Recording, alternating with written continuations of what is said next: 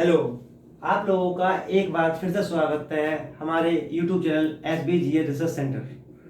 ठीक है, तो जैसा कि मैंने आपको बताया था कि ज्योग्राफी कैसे पढ़ें, ज्योग्राफी को कैसे पढ़ना चाहिए, भूगोल को समझने के तरीके क्या होते हैं। तो पिछला वीडियो जिन लोगों ने देखा होगा उनको पता होगा कि ज्योग्राफी को हम किस तरह से अच्छी तरह से समझ सकते हैं।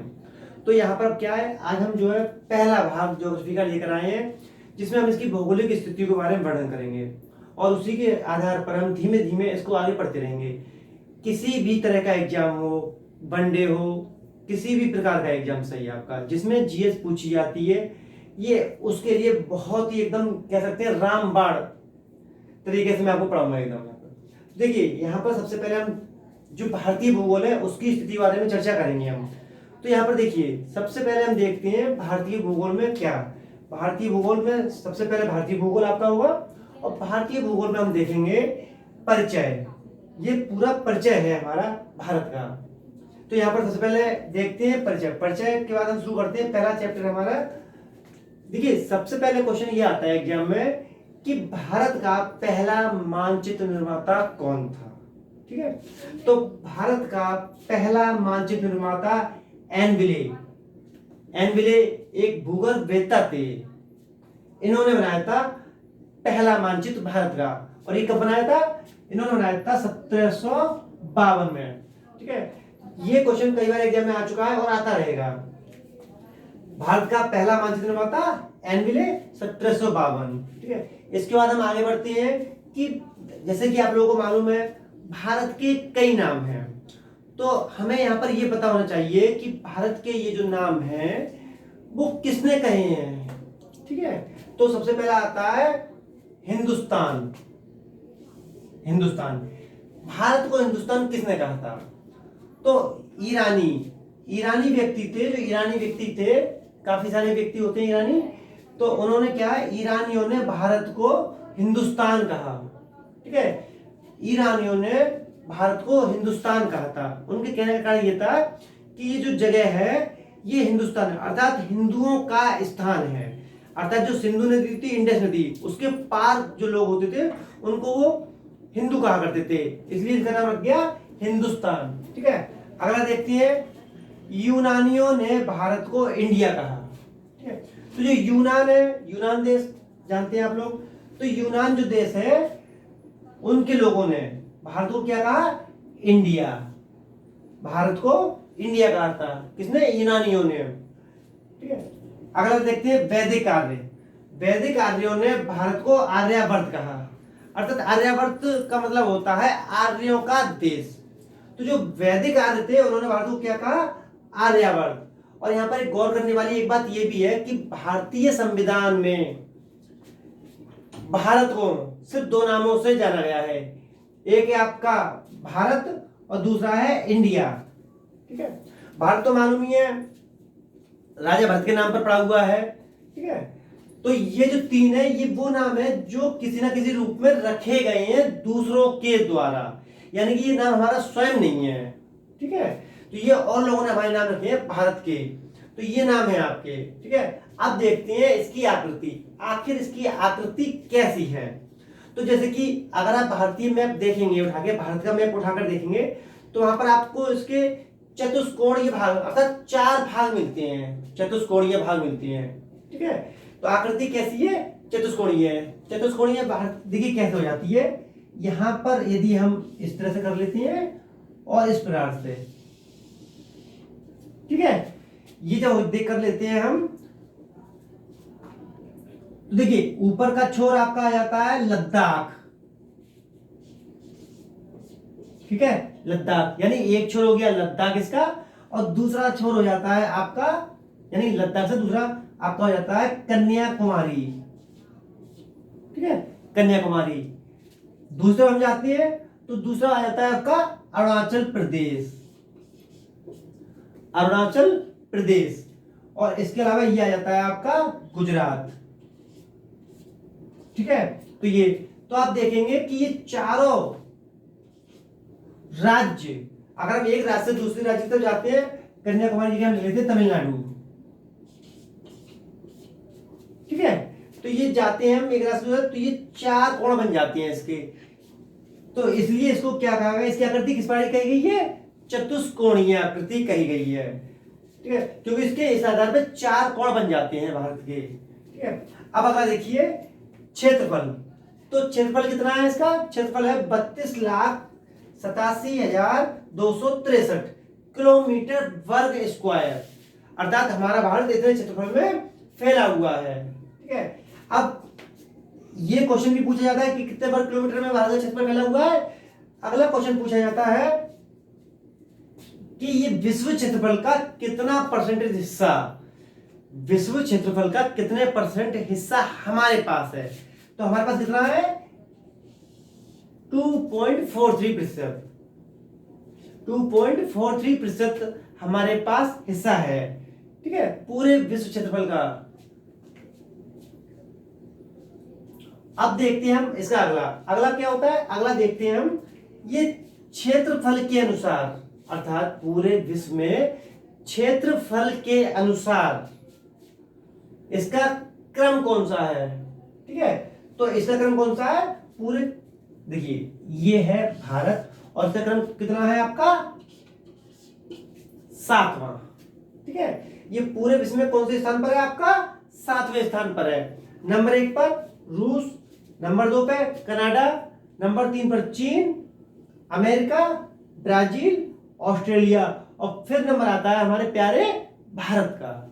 ठीक है, तो विश्व में हमारा कौन सा स्थान है क्षेत्रफल के अनुसार, 7वां स्थान है। और पूरे विश्व के क्षेत्रफल का अगर हम बात करें कि हमारे पास कितना प्रतिशत है, तो हमारे कितना है 2.43।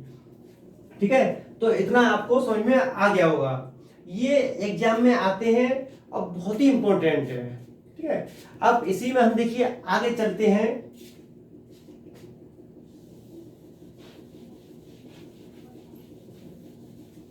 देखिए जैसा कि मैंने अभी आप लोगों को बताया था कि भारत की आकृति चतुष्कोणीय है। ठीक है, तो ये देखिए चतुष्कोणीय आकृति किस प्रकार से है ये भी हम देख लेते हैं। यहाँ पे मैंने आपको समझा दिया था, फिर देख लेते हैं। ठीक है, तो यहाँ पर क्या है कि हमें अगर ये चतुष्कोणीय आकृति समझनी है तो इसके लिए सबसे पहले हमें इसके सुदूरस्थ बिंदुओं को जानना पड़ेगा, जो कि बहुत ही ज्योग्राफी की दृष्टि से, भारतीय भूगोल की दृष्टि से मोस्ट इंपोर्टेंट है। ठीक है, तो देखिए यहां पर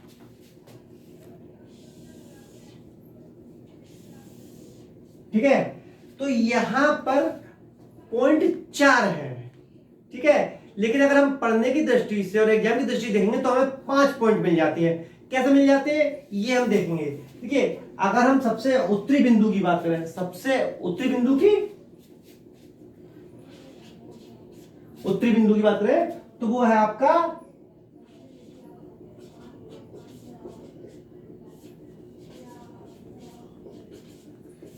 इंद्राकोल। सबसे उत्तरी बिंदु है आपका इंद्राकोल। ये कहां पर पड़ता है आपका लद्दाख में। ठीक है, अब बात करते हैं पश्चिमी बिंदु की। पश्चिमी बिंदु, सबसे पश्चिमी बिंदु कौन सा है आपका गुहार मोती।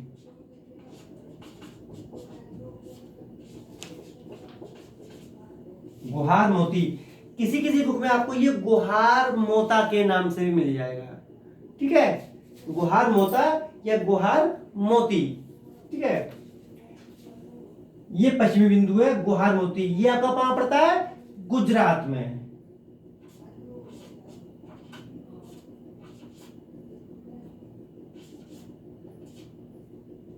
ठीक है, तो सबसे पश्चिमी बिंदु कहां है गुहार मोती, पश्चिम, बिल्कुल पश्चिम में गुजरात। ठीक है, अगला देखते हैं। अगला आपका जो है वो है बलांगू।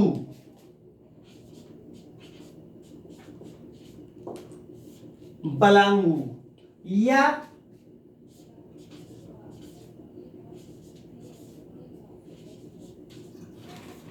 किविथू। ठीक है, बलांगू या किविथू। ठीक है, ये आपका कहां पड़ता है अरुणाचल प्रदेश में।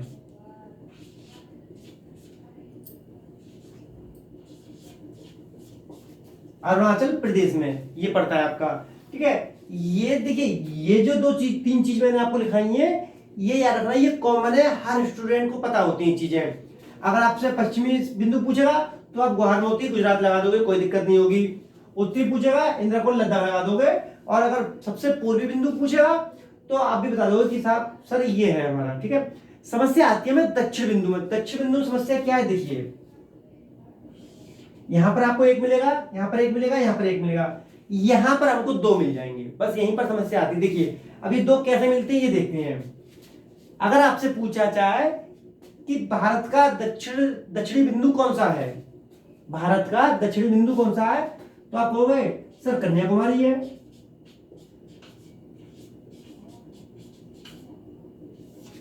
आप कहेंगे सर कन्याकुमारी है। लेकिन अगर वो पूछे भारत का दक्षिणतम बिंदु कौन सा है, तब ये कन्याकुमारी नहीं रह जाता है। तब कौन सा आ जाता है, तब आपका आ जाएगा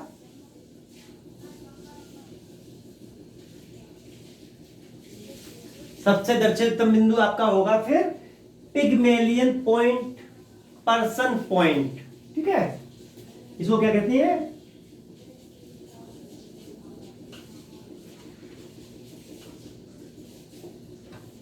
पर्सन पॉइंट। तो ये कहां पर है आपका, ये है आपका अंडमान निकोबार में, ठीक है, अंडमान निकोबार में। और अंडमान देखिए, ये ऊपर है आपका अंडमान और नीचे है आपका निकोबार, ठीक है, ऊपर अंडमान नीचे निकोबार, ठीक है। अब अगर आपसे राज्य पूछेगा तो आपको सर अंडमान निकोबार, अगर राज्य में पूछो कहां पर है तो ये निकोबार में है आपका, ठीक है। अब देखिए यहां पर इसके नाम क्या क्या है, पहला हो गया पर्सन पॉइंट, अगला है पिगमेलियन पॉइंट,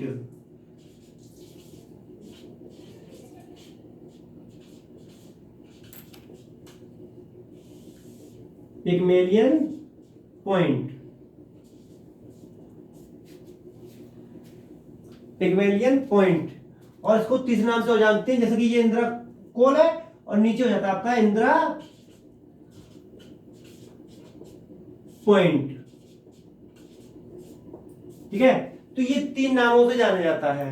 तो ये आपके 5 हो जाते हैं। अब यहां से क्वेश्चन देखिए कैसे बनेंगे, स्थलीय बिंदु कन्याकुमारी, जलीय बिंदु, जलीय बिंदु आपका कौन सा हो जाता है, ये वाला अंडमान निकोबार वाला, ठीक है।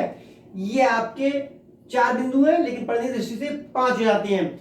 अब यहां से क्वेश्चन ये पूछा जाएगा कि निम्न सुदूरस्थ बिंदुओं से, निम्न सुदूरस्थ बिंदुओं से, सॉरी, निम्न सुदूरस्थ बिंदुओं में कौन सा बिंदु इस समय जलमग्न है। तो देखिए ये तो जलमग्न होंगे नहीं दोनों, क्योंकि ये तो जल में है ही नहीं ना, ये जल में है दोनों, ये तीनों ही जल में है आपके। तो आपको तीनों में छांटना पड़ेगा। तो जब भारत में जब सुनामी आई थी तब उसमें ये वाला बिंदु डूब गया था, जो कि अभी भी डूबा हुआ है। तो आई होप मैं समझता हूं कि आप लोग अच्छी तरह समझ गए होंगे, ठीक है। तो यहाँ पर जैसे कि आपको पढ़ना है, आप इसको नोट कर सकते हैं कहीं पर भी समझ के। और इन चीजों के बारे में जो मैंने आज आपको पढ़ाया है, अगर इनके बारे में आपको किसी भी प्रकार का डाउट है, किसी भी प्रकार का डाउट हो, तो मुझे आप कमेंट बॉक्स में जरूर बताएं, जिससे कि मैं उस जो आपका डाउट होगा उस पे अलग से एक वीडियो बना के डाल सकूं। उससे क्या होगा, आपको कभी समस्या नहीं आएगी पढ़ने में, और आपके यहाँ पर साथ साथ डाउट भी क्लियर होते रहेंगे, ठीक है। तो आज के लिए इतना ही। और अगर आपको ये वीडियो पसंद आता है तो उसको लाइक जरूर करें, और आपके दोस्तों में जो कंपटीशन की तैयारी करते हैं उसको शेयर करें, ज्यादा से ज्यादा लोगों को ये लाभ पहुंच सके इसका। और चैनल को सब्सक्राइब जरूर करें आप। धन्यवाद।